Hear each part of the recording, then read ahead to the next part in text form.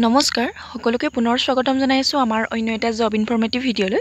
আজিৰ ভিডিঅ'টোত আপোনালোকৰ বাবে বহু এটা ভাল খবৰ লৈ আহিছো কাৰণ আপোনালোকৰ বাবে সমাজ কল্যাণ বিভাগৰ ফালৰ পৰা পদ মুকলি হৈছে।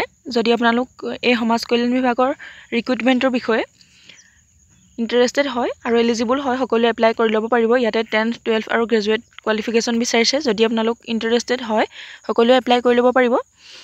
DSWO Darrang recruitment 2025 apply for 3 psychosocial counselor, cook, worker and security guard vacancy. ইয়াতে আপোনালোকে সকলোখিনি তথ্য এই ভিডিঅ'টোতে লাভ কৰিব পাৰিব। কেনে ধৰণৰ আপোনালোকৰ কোৱালিফিকেশ্যন লাগিব, কেনে ধৰণে এপ্লাই কৰিব পাৰিব, সিলেকশ্যন প্ৰসেছ কেনে ধৰণৰ হ'ব আৰু এজ লিমিট কিমান লাগিব, সকলো ধৰণৰ ডিটেইলছ আমি ইয়াতে আলোচনা কৰিছোঁ। গতিকে ভিডিঅ'টো শেষলৈকে চাই থাকক আৰু যদি আমাৰ চেনেলটো প্ৰথমবাৰৰ বাবে ভিজিট কৰিছে তেনেহ'লে চেনেলটো ছাবস্ক্ৰাইব কৰি কাষতে থকা বেল আইকনটো প্ৰেছ কৰি ৰাখিব এনে ধৰণৰ জব ইনফৰমেটিভ ভিডিঅ'সমূহৰ নটিফিকেশ্যন প্ৰতিদিনে লাভ কৰিবলৈ। তেনেহ'লে আহক দেৰি নকৰি আমি এই DSWৰ দৰং ৰিক্ৰুটমেন্ট বা দৰং জিলা সমাজ কল্যাণ বিষয়াৰ যিটো ৰিক্ৰুটমেন্ট তাৰ বিষয়ে এটা অভাৰভিউ চাই লওঁ। এটা অৰ্গেনাইজেশ্যন নেম দিয়া হৈছে DSWৰ দৰং আৰু টোটেল নং অফ পোষ্ট হৈছে 3টা পদ মুকলি হৈছে। ইয়াতে মিনিমাম এডুকেশ্যনেল কোৱালিফিকেশ্যন হৈছে 10th 12th এণ্ড গ্ৰেজুৱেট। 10 পাছ কৰা সকলে ইয়াতে এপ্লাই কৰিব পাৰিব, 12 পাছ কৰা সকলে এপ্লাই কৰিব পাৰিব আৰু যিসকলে গ্ৰেজুৱেশ্যন পাছ কৰিছে তেওঁলোকেও এই পদকেইটাৰ বাবে এপ্লাই কৰি ল'ব পাৰিব। আৰু জব টাইপ হৈছে আসাম গভ জব, আসাম গভৰ্ণমেণ্টৰ ফালৰ পৰা পদখিনি মুকলি কৰি দিছে আৰু এপ্লাই মোডটো হৈছে অফলাইন। আপোনালোকে অফলাইন যোগেৰেহে এই পদকেইটাৰ বাবে এপ্লাই কৰি ল'ব পাৰিব। আৰু ইয়াতে সাইকোসোচিয়েল কাউন্সিলৰ বাবে এটা পদ মুকলি হৈছে। এই পদকেইটাৰ বাবে এলিজিবিলিটি হৈছে অনলি ফিমেল কেণ্ডিডেটছ কেন এপ্লাই। আপোনালোকৰ যিসকল ফিমেল সেইসকলেহে এই পদকেইটাৰ বাবে এলিজিবল হ'ব। আৰু এই পদকেইটাৰ বাবে আপোনালোকৰ এটলিষ্ট 3 ইয়াৰ্ছৰ এক্সপিৰিয়েঞ্চ থাকিব লাগিব গভৰ্ণমেণ্ট অৰ নন গভৰ্ণমেণ্ট হেল্থ প্ৰজেক্ট বা প্ৰগ্ৰেমত। ইয়াতে প্ৰিফেয়াৰ্ডহে দিয়া হৈছে আপোনালোকৰ এই যদি এক্সপিৰিয়েঞ্চ আছে তেনেহ'লে আপোনালোকৰ ইয়াতে আপোনালোকে অধিক সুবিধা লাভ কৰিব পাৰিব। আৰু তাৰ পাছতে আছে মাল্টিপাৰ্পজ ৱৰ্কাৰ অৰ কুক, তেওঁলোকৰ বাবেও এটা পদ মুকলি হৈছে আৰু তেওঁলোকৰ বাবে এলিজিবিলিটি হৈছে ইয়াতো কেৱল ফিমেল কেণ্ডিডেটহে এপ্লাই কৰি ল'ব পাৰিব।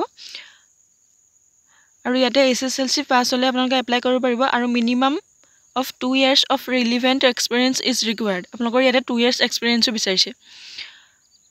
ইয়াৰ পাছৰ পদটো হৈছে ছিকিউৰিটি গাৰ্ড বা নাইট গাৰ্ড, তেওঁলোকৰ বাবে টোটেল এটা পোষ্ট মুকলি হৈছে আৰু এলিজিবিলিটি হৈছে আপোনালোকৰ ইয়াতে SSLC পাছ বা 10 পাছ কৰিলে আপোনালোকে এই পদকেইটাৰ বাবে এলিজিবল হ'ব আৰু মিনিমাম ইয়াতে 2 years এক্সপিৰিয়েঞ্চ বিচাৰিছে। আৰু ৰিটায়াৰ্ড মিলিটাৰী, পাৰামিলিটাৰী পাৰ্চনেল আৰু হাইলি প্ৰিফেয়াৰ্ড গৈছে। আপোনালোকৰ যিসকল ৰিটায়াৰ্ড মিলিটাৰী বা পাৰামিলিটাৰী আছে তেওঁলোক ইয়াতে অধিক সুবিধা লাভ কৰিব পাৰিব।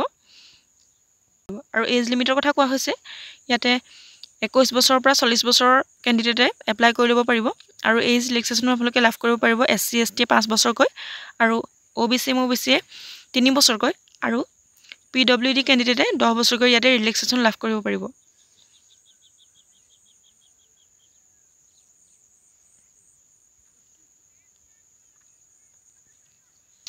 আৰু হাউ টু এপ্লাইৰ ক্ষেত্ৰত কোৱা হৈছে আপোনালোক যিসকল ইণ্টাৰেষ্টেড হয় তেওঁলোকে